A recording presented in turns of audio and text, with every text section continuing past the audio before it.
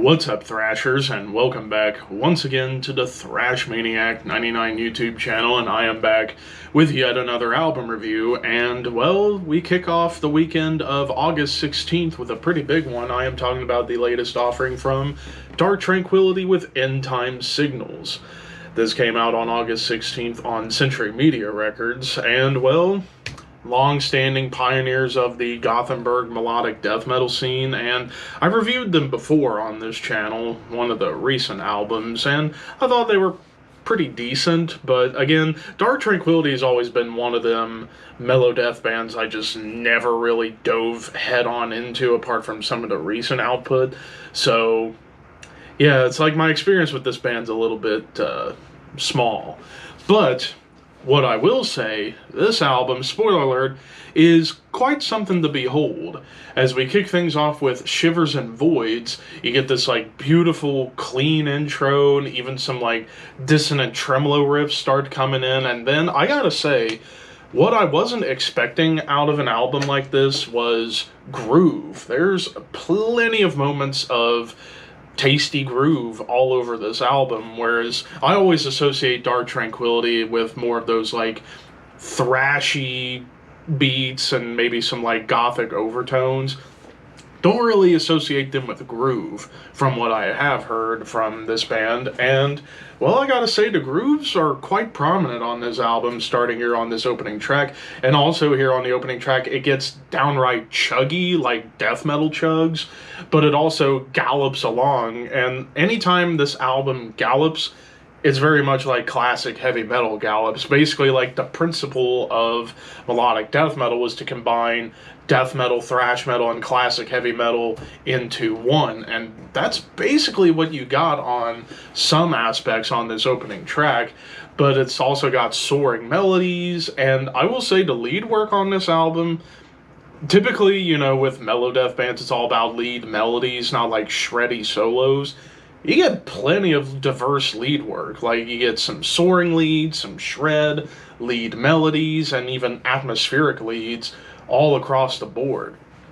Then to the track Unforgivable, this is really where the thrash influence starts coming in, and dare I say, it's kind of reminds me a little bit of Vader. Like, if Vader was more melodic as opposed to heavy. Like, this is like a more melodic Vader song in terms of the speed and the ferocity, but even the riffs, whenever it's heavy, it is pretty damn heavy. And even some like tremolo melodies and blast beats, and blast beats is another thing you wouldn't really associate with this band, but I think this is one of the only times you hear blast beats on the album, and I thought it was a really cool touch. Neuronal Fire, this one definitely goes for more of like the darker, almost gothic overtone with the melodies, but you do get some lumbering grooves, kind of like Bolt Thrower a little bit, which Bolt Thrower, as well as like modern bands like Gatecreeper, Frozen Soul, all definitely know how to do lumbering grooves, but this is definitely more along the lines of like Bolt Thrower, or even contemporaries of the scene, Amon Amarth. But again, you still get some thrashy gallops, tremolos, and groove. Not Nothing. This one was a bit of a standout because you get like a clean guitar intro, and then the first instance of clean vocals. Now, Michael Stane, he's quite a dynamic vocalist for a death metal vocalist. Like, he can do the low roars and like more melodeath screams, but he does have a really great, clean vocal. I can see why he was in Hammerfall for a little while when Hammerfall first started in the 90s.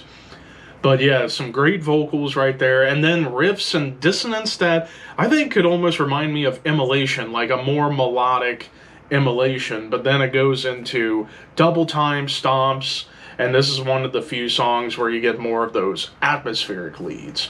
Drowned Out Voices, this one goes for pure death metal chug and thrashy gallops. Huge chorus too, which was really cool, and clean vocals come back once again with more soaring melodies. So it's like, this song, Drowned Out Voices, almost felt like an amalgamation of everything that this album had going for it and what it will become.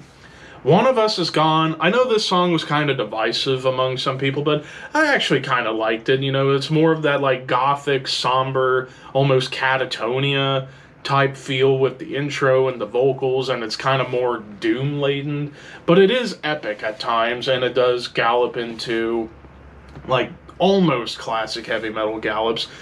But speaking of classic metal gallops, you get plenty of that in The Last Imagination. It starts off with like more of a dissonant doom riff before it does get into Iron Maiden gallops done in a melodic death metal fashion.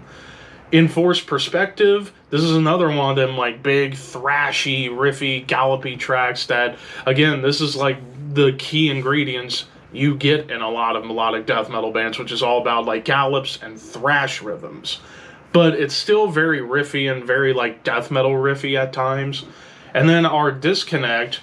Now, I know one thing some people might complain about this band is the synths. I think they use synths pretty tastefully. Like here at the beginning of our Disconnect, and on top you get this like really cool drum build, which the drummer, I forget his full name, but Joachim came from the band In Mourning, which he's a phenomenal drummer. If you listen to the last couple of In Mourning albums, he's damn good at what he does, and he's showcasing a little flair, some more groove. Like, yeah, this song was a little bit more of a moody track with more groove emphasis. Wayward Eyes starts off with more 80s synths, but then it does get into like more of a straight up death metal track with chugs and double time, but clean vocals come back. And then A Bleaker Sun, more double time, but again, more of those like classic metal gallops in the riffs and the rhythms. And maybe my favorite lead on the entire album came from this track.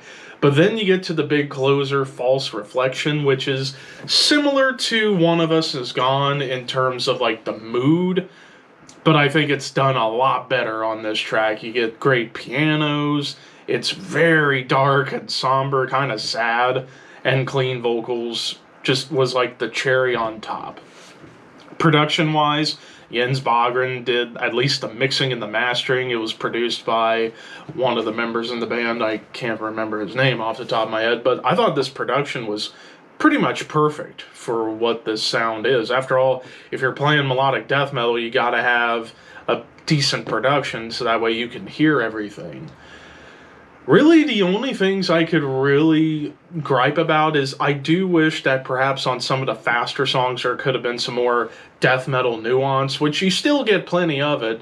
I just would love to hear more of like those classic death metal nuances within the riffs and the tones at times. But for what we got, I think this is a great album. I'm going to give this 4 out of 5. This was a fantastic listen for me.